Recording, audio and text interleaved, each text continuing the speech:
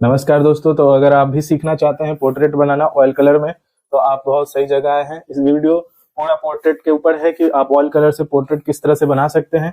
तो अगर आप इस चैनल पर नए हैं तो चैनल को जरूर सब्सक्राइब कर लें और डेली इस चैनल पर वाटर कलर, ऑयल पेंटिंग और स्कल्पचर्स, इन सब के बारे में वीडियो आते रहता है। मैं सिखाते रहता हूँ कि किस तरह से काम करना है। तो दोस्तों, अगर आप इस वीडियो को पूरा लास्ट तक नहीं देखेंगे तो आप कुछ सीख नहीं पाएंगे। तो पूरा वीडियो को लास्ट तक जरूर देखिएगा, तभी आपको समझ में आएगा। बहुत लोग कमेंट करते हैं कि सर मैं समझ नहीं पा रहा हूँ, मैं सीख नहीं। आप पूरा वीडियो देखिए, उसके बाद आपको समझ में आएगा कि कैसे क्या चीजें कलर लगती है, कौन सा कलर, टेम्परेचर, इन सब चीजों को समझना होगा। बहुत सारे कलर थ्योरीज होते हैं, तो उन सब चीजों को समझिएगा, तब जाकर कुछ काम हो पाएगा। आप ऐसे ही बैठ देखिए, दो तरीके से लोग सीख पाते हैं। एक तो है कि लोगों का इच्छा है कि आप सीखना चाहते हैं, दूसरा है कि आप बस ऐसे ही मनोरंजन के लिए बस ड्राइंग करना चाहते हैं, लोगों को दिखाने के लिए, टेस्ट करने। एक है आपको भीतर से आना चाहिए कि आप पूरे अपने आप को ढालिए उस चीज में कि हमको ये चीज करना ही करना है। तो इसके थ्रू आप सीख पाएंगे। तो आपको बहुत सारे उसके लिए नॉलेज चाहिए। आप ऐसा सोचेंगे कि हम ये बनाते जा रहे हैं और सीख जाएंगे, तो ऐसा नहीं हो पाएगा। आपको नॉलेज इकट्ठा भी करना पड़ेगा। बहुत सारे ऐसे कलर्स थ्योरी, शिल्प शास्त्र, इन सबको समझना होगा। बहुत ऐसे ड्राइंग के टेक्निक्स होते हैं। अपने इंडिया में कई सारे ऐसे पेंटिंग्स हैं जिनका अलग अलग नाम है, जैसे पट्टचित्र, वर्ली आर्ट, मधुबनी, ऐसे बहुत सारे पेंटिंग है। तो इस वीडियो को ज्यादा मैं आपको लंबा न ले जाते हुए, आपको मैं पोर्ट्रेट का ये वीडियो है तो पोर्ट्रेट के ऊपर मैं आपको ले चलता हूँ। तो वीडियो को पूरा जरूर देखिएगा लास्ट तक। देखिए, सबसे पहले दोस्तों बैकग्राउंड को कलर करिए। बैकग्राउंड को यहाँ पर कलर करने के लिए जो फोटो में आप बैकग्राउंड देखते हैं या जो रियल लाइफ में जो आप बैकग्राउंड देख रहे हैं, उसी से कलर को हम यूज करेंगे। लेकिन सेम टू सेम हम बैकग्राउंड को नहीं बनाएंगे। हम यहाँ पर आर्ट क्रिएट करने आए हैं ना दोस्तों, इसलिए हम यहाँ पर बैकग्राउंड अपना खुद का क्रिएट करेंगे। जैसे बैकग्राउंड अगर क्रिएट करना है तो आपको बैकग्राउंड के लिए बैकग्राउंड में जैसे कलर यहाँ पर आप देख सकते हैं, ब्लू है, येलो है और रेड है और थोड़ा ग्रीन है। तो आप इससे इंस्पायर, इसके आसपास, इसके इर्द गिर्द रहने वाले कलर जो हैं, इसके जो कंटेम्प्रेरी कलर्स हैं, आप उनका यूज करिए। तो आप बैकग्राउंड में यहाँ पर देख सकते हैं, मैं उसके इर्द गिर्द वाले ही कलर का यूज कर रहा हूँ। दोस्तों, एक चीज और है जिसके वजह से आपको अपना बैकग्राउंड क्रिएट करने का भी जरूरत बहुत ज्यादा पड़ता है पेंटिंग में। ये सबसे बड़ा कारण ये है कि आप जिस तरह से बैकग्राउंड क्रिएट कर रहे हैं, वो आपका एक स्टाइल है, आपका एक यूनिक स्टाइल है। आप उस स्टाइल को डेवलप कर रहे हैं, तो उस स्टाइल को डेवलप कर रहे हैं तो आप किसी चीज को कॉपी नहीं कर रहे हैं ना, आप अपना डेवलप कर रहे हैं। तो वो आपका आर्ट वर्क कहलाएगा, किसी और का आर्ट वर्क नहीं कहलाएगा।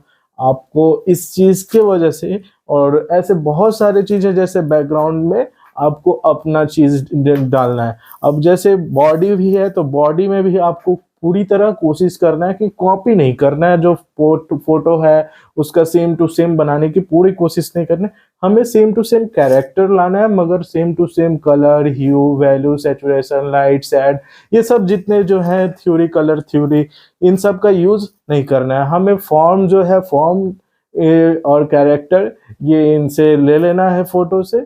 मतलब फोटो का इंस्पिरेशन लेना है एज अ रेफरेंस। आप फोटो का यूज कर सकते हैं। मतलब रेफरेंस का जो मीनिंग होता है उसको कहते हैं एज अ गाइड। तो एज अ गाइड आप उसको यूज करिए।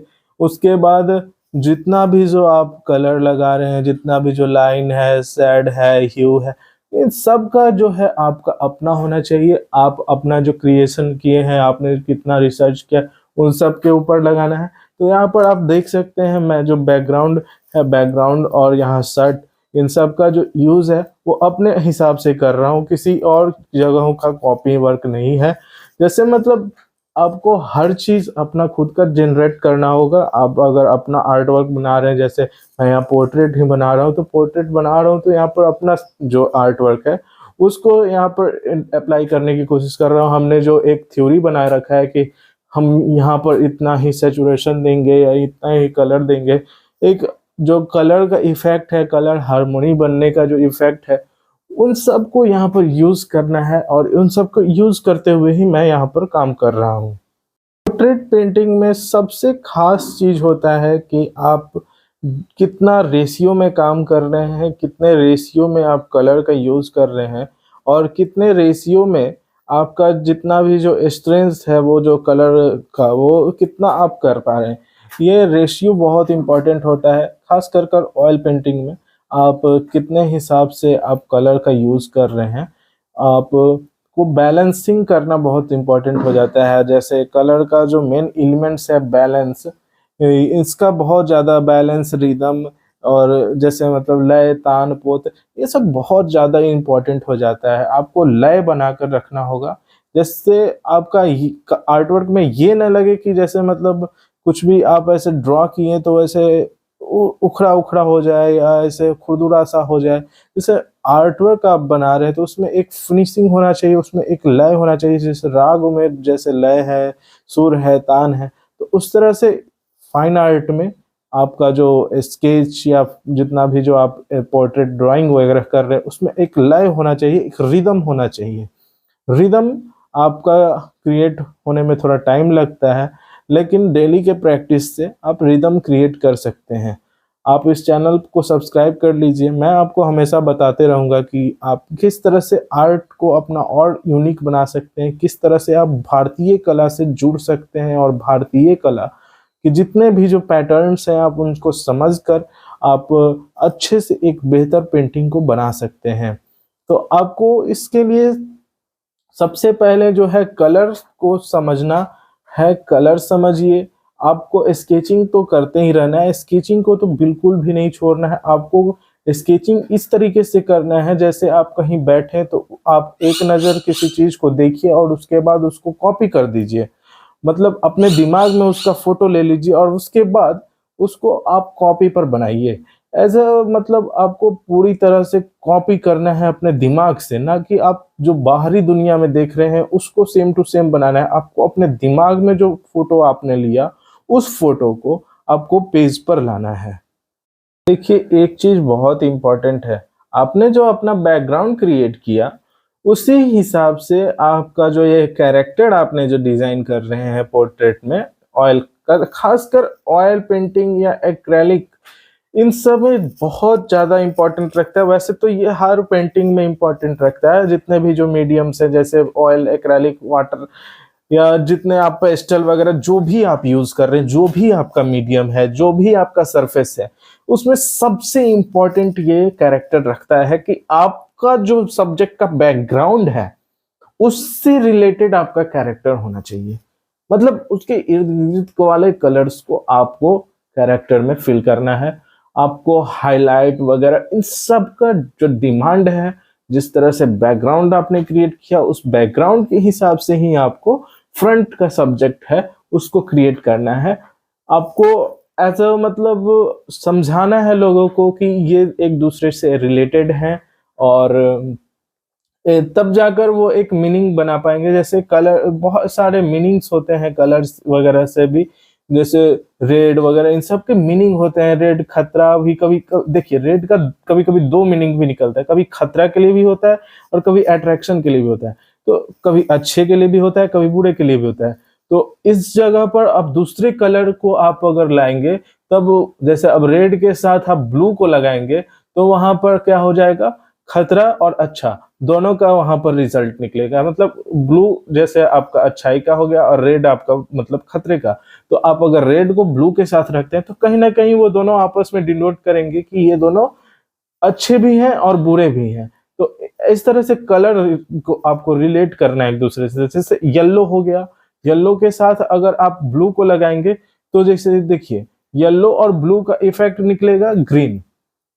तो आपको इन सब इफेक्ट के ऊपर भी ध्यान देना है और इफेक्ट का बहुत ज्यादा ध्यान हो यहाँ पर रखना है आपको, ताकि आपका जितना भी जो सब्जेक्ट है, सब्जेक्ट से बाहर जितना भी जो आप कलर लगा रहे हैं उससे अलग न जाए।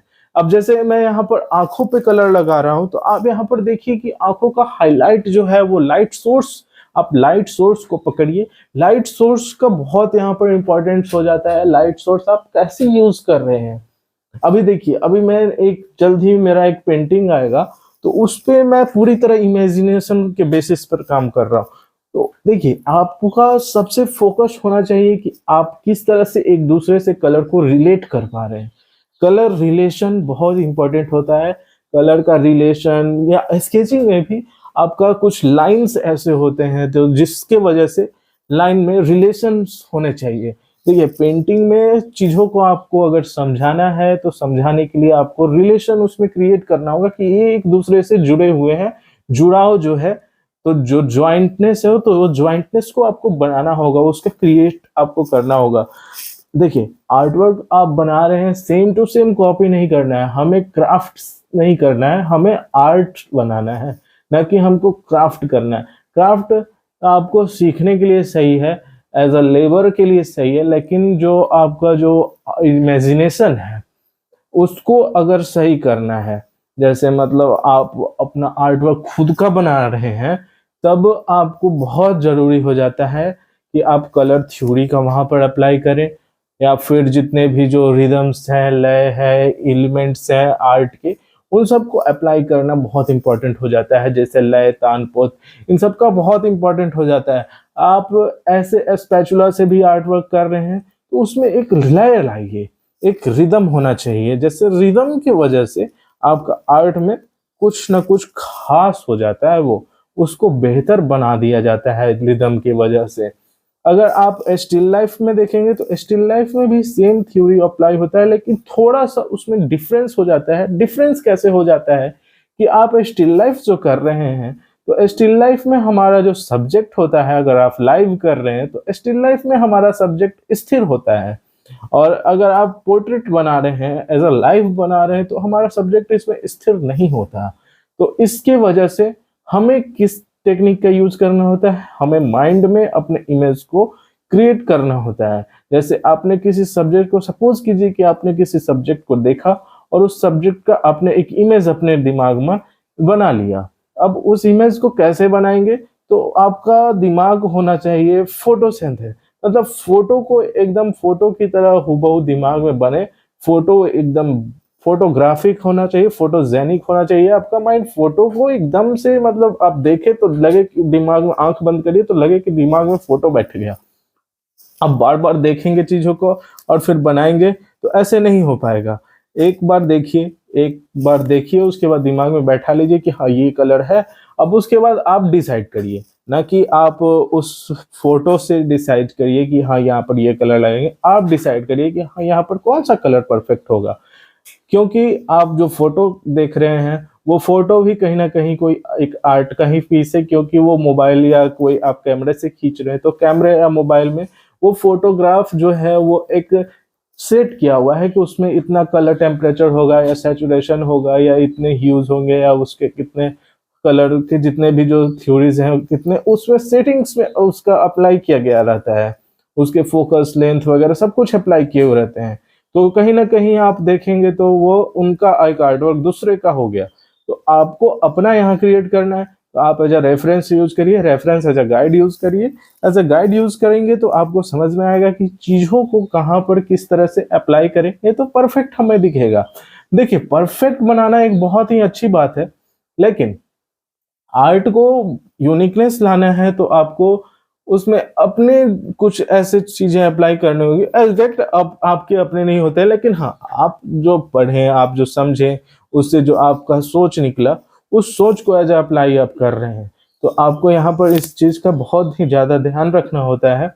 आप देख सकते हैं कि किस तरह से मैं एक दूसरे से यहाँ पर रिलेट कर रहा हूँ। अब फोटो और इसमें कैरेक्टर मैच करा रहे हैं हम। कैरेक्टर देखिए, कैरेक्टर यहाँ पर मैच हो गया, उसके बाद आपका जितना भी जो ड्राइंग है, ड्राइंग जितना भी जो है वो थ्योरी पर आ जाता है। फिर तो थ्योरी को ड्राइंग से अटैच कर देते हैं। आपका माइंड जितना भी है उस माइंड से आप इसमें आप क्रिएट कर रहे हैं, किसी और चीजों से आपको कॉपी नहीं करना है। बल्कि आप देखिए, आप जितना चीजें पढ़ रहे हैं, जितना चीजें आपने एक्सपीरियंस किया, इसीलिए कहते हैं पेंटिंग में सबसे बेहतर वाटर कलर होता है जो आपको टीचिंग करता है। वाटर कलर एक ऐसा मीडियम है जो आपको बहुत अच्छा से आपके कोई भी जैसे अदर्स मीडियम है उसको परफेक्ट कर देगा। वाटर कलर को आप हल्के में ऐसे नहीं ले सकते हैं, जैसे मतलब आप पेज पे कर रहे हैं ट्रांसपेरेंट है। वाटर कलर दूसरा चीज है, वो एज आपका टीचर है, वो आपको सिखा रहा है कि हाँ आप इस तरह से काम कर सकते हैं। आप सीखिए वाटर कलर को परफेक्ट। इस चैनल पर आते रहता है वीडियो, आप देखिए, सीखिए, समझिए कि किस तरह से काम होता है। देखिए एक्रेलिक, ऑयल, ये सब मीडियम जो है, ये सब मीडियम ठीक है, अच्छे हैं। ये एक मास्टरपीस बनने के लिए हैं, लेकिन अगर उस मास्टरपीस को बनाना है तो आपके पास नॉलेज होना चाहिए। तो वो नॉलेज का देने का काम जो करता है वो वाटर कलर काम करता है। तो वाटर कलर के बिना आप नॉलेज गेन करना चाहते हैं तो थोड़ा तकलीफ होता है, थोड़ा प्रॉब्लम होता है। आपको वाटर कलर समझते हैं, आप उसको कर रहे हैं, डेली का अभ्यास जो है वाटर कलर पे बहुत बेहतर होता है। आप प्लेन एयर जाइए, वाटर कलर करिए, प्लेन एयर वाटर करिएगा तो आपको बहुत सारे चीज होगी। प्लेन एयर का मतलब होता है कि आप कहीं लाइव बैठ के उसको आप बना रहे हैं, मतलब खुले में आप काम कर रहे हैं, तो उसको प्लेन एयर वर्क बोलते हैं। तो आप इस तरह से काम करिए, आपको समझ में आएगा चीजों को कि किस तरह से एक दूसरे से रिलेट करना है। आप ऐसे डायरेक्ट नहीं सीख सकते हैं कि मैं पोर्ट्रेट बनाना सीख जाता हूँ, नहीं, ऐसे नहीं होता है। एक दूसरे से चीजें रिलेटेड होती है, आपको हर मीडियम को समझना होता है। ललित कला के जितने भी जो 5 आधार हैं उन सबको भी समझना पड़ता है। आपको पढ़ने होंगे, बहुत सारे बुक्स पढ़ने होंगे, जितने भी आप बुक अगर पढ़ सकते तो पढ़िए, उसको छोड़ना नहीं है। और आपको टाइम देना पड़ेगा, आपको समझना पड़ेगा चीज़ों को। कभी कभी आपको मेमोरी से भी काम करना होगा, आपको मेमोरी ड्राइंग करना होगा। जितने भी जो बैंक में आप अगर देखेंगे आर्टिस्ट जितने भी अच्छे कर पाए हैं, जितने भी आप अगर आर्ट वर्क उठाकर देखेंगे आर्टिस्ट के, चाहे वेस्टर्न के हो गए या इंडियन आर्टिस्ट हो गए, तो आप देख सकते हैं कि वो लोग वाटर कलर या फिर प्लेन एयर ज्यादातर करते हैं, लाइव स्केचिंग वगैरह भी बहुत करते हैं। इससे क्या, देखिए आपको नॉलेज गेन करना ही होगा। आप किसी भी आर्टिस्ट को, वेस्टर्न का उठा लीजिए या इंडियन आर्टिस्ट को उठा लीजिए, आप अगर वेस्टर्न में ही उठाएंगे तो आप देखेंगे कि वो लोग लाइब्रेरी में बैठकर पढ़ते भी थे। इंडियन का भी अगर उठाएंगे तो इंडियन आर्टिस्ट भी पढ़ते थे। देखिए सिर्फ आर्ट वर्क करने से आर्ट वर्क नहीं सुधर सकता है, आपको उसका नॉलेज गेन करना होगा। आपको समझना होगा कि किस तरह से काम होता है, किस तरह से क्या है, कौन सा सेंस है, इन सबको डेवलप करना होगा। ऐसे नहीं काम हो सकता है कि आप कुछ भी बना दे रहे हैं, बनाने से सिर्फ नहीं हो सकता है दोस्त। तो देखिए स्टार्टिंग में तो थोड़ा प्रॉब्लम होता है, लेकिन जैसे जैसे आप आर्ट वर्क को डिटेल में आप स्टडी करते हैं तो थोड़े राहत मिलता है। आप उसको 1-2 साल तो ऐसे लगता ही, जैसे मतलब आपको कुछ सीखना है नया तो आपको उसको ऑब्जर्व करना पड़ेगा, आपको उसको समझना पड़ेगा। चीज़ों को आप ऐसे यूं ही नहीं बना सकते हैं, यूं ही आप नहीं उसको कुछ यूनिक बनाना है तो इतना तो आपको मेहनत करना ही पड़ेगा। तो आप कमेंट में ज़रूर देखिए, आपको कोई सवाल अगर हो तो आप ज़रूर डालिए कमेंट में। आप हाईलाइट को यहाँ पर ख्याल रखिएगा, हाईलाइट को कभी मत छोड़िएगा। तो दोस्तों कमेंट करके ज़रूर बताएं आपको ये वीडियो कैसा लगा, आप कैसा सीख पाए, और आपको कहीं दिक्कत हुआ, आपको प्रॉब्लम हुआ, जैसे मतलब आपको कुछ समझने में चीज़ें दिक्कत हुई तो आप ज़रूर कमेंट करिए। और आपका कोई सवाल हो तो आप सवाल ज़रूर पूछ सकते हैं। और इस तरह से हरदम वीडियो आते रहता है, तो आप ज़रूर चैनल को सब्सक्राइब कर लें। और वाटर कलर का वीडियो हर दिन आता है तो आप चैनल को ज़रूर से ज़रूर सब्सक्राइब कर लें। अलग अलग जगहों पर जाकर मैं वाटर कलर लाइव करता हूं, तो आप चैनल को सब्सक्राइब कर लें। वाटर कलर का मीडियम एक ऐसा मीडियम है जिससे आप वो मतलब बहुत ही अल्टीमेट मीडियम है, मतलब आप उससे बहुत सारे चीज़ें सीख सकते हैं, जैसे इमेजिनेशन वर्क करना, जैसे आपको कलर को समझना है तो कलर को समझ सकते हैं। तो वाटर कलर को भी मैं डेली सिखाता हूँ, तो आप इस चैनल को जरूर से जरूर सब्सक्राइब कर लें। बहुत बहुत धन्यवाद दोस्तों वीडियो को देखने के लिए। मिलते हैं फिर अगले वीडियो में, धन्यवाद।